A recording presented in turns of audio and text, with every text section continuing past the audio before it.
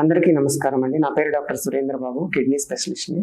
ఈ వేసవి కాలంలో కిడ్నీలో రాళ్ళు వచ్చే అవకాశం చాలా ఎక్కువగా ఉంటుంది కాబట్టి దానికోసం తీసుకోవాల్సిన నివారణ మార్గాల గురించి ఈరోజు చెప్పుకుందాము.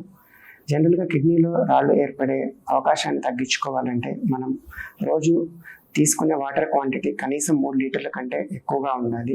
సో వాటర్తో పాటుగా సాల్ట్ లేకుండా ఉండే మజ్జిగ ఒకటి అండ్ కొబ్బరి నీళ్ళు ఎక్కువగా తీసుకుంటూ ఉండాలి.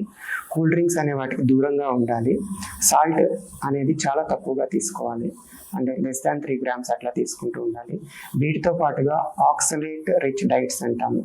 అంటే ఏంటంటే మనకి టమాటా, పాలకూర, బీట్రూట్ ఇలాంటివి చాలా తక్కువ తీసుకుంటూ ఉండాలి. వీటితో పాటు యానిమల్ ప్రోటీన్ని వీలైనంతగా అవాయిడ్ చేయాలి.